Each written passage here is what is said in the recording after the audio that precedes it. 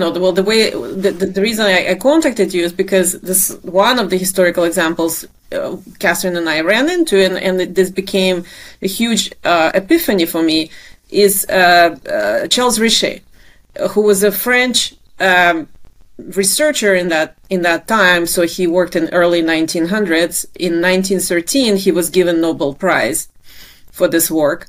And he is credited with the work on anaphylaxis, although he wasn't the only one, but so he received the Nobel Prize. And so that to me, opened so much, I was like, aha, of course, why didn't I see this before?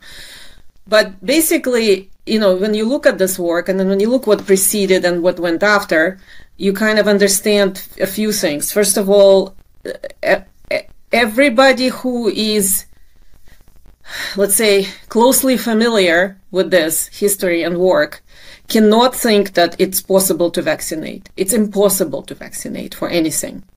And Richet has demonstrated it conclusively and was given Nobel Prize for it. Which is normally a bad sign, by the way. I mean, isn't it? I'm very suspicious of anyone who gets the Nobel Prize, because that prize is dodgy as, isn't it?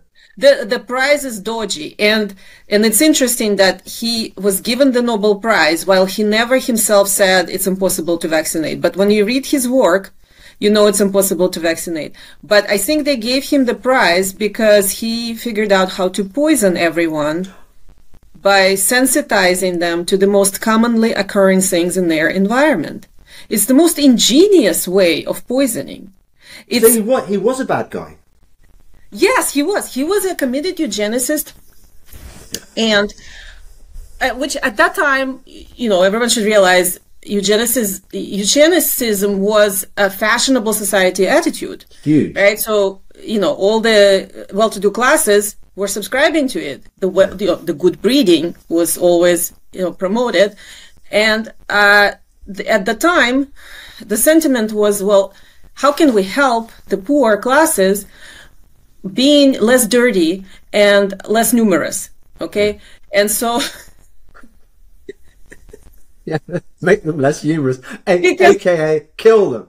Because the sight of them is so offensive to us when we ride our horses through the park, and and then there's like them, So what can we do?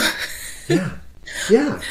What can we do about it? And what can we do about it became into, let's figure out how to control their overbreeding, because they tend to reproduce too much, and they tend to live in crowded conditions, and they tend to have poor hygiene and no sanitation. So instead of working on those issues, they all decided, let's vaccinate them. And actually the same thing continues with Bill Gates in Africa and India for the same reason, right?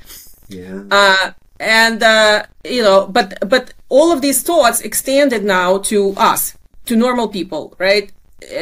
Now all of the globalists and this, elites, I don't call them elites, but they all think of us that way. That's what people need to understand. The eugenics never went away. They all still think that way. They all still think that they should poison us and limit our reproduction because, we're polluting the earth now. We're causing the climate change, whatever those ideas are, but they're brainwashing themselves and their followers into thinking that this is actually acceptable. It's acceptable to poison people. It's acceptable to sterilize people. It's acceptable to lie to people because it's for the greater good, Yeah. So what started with Richet continues today.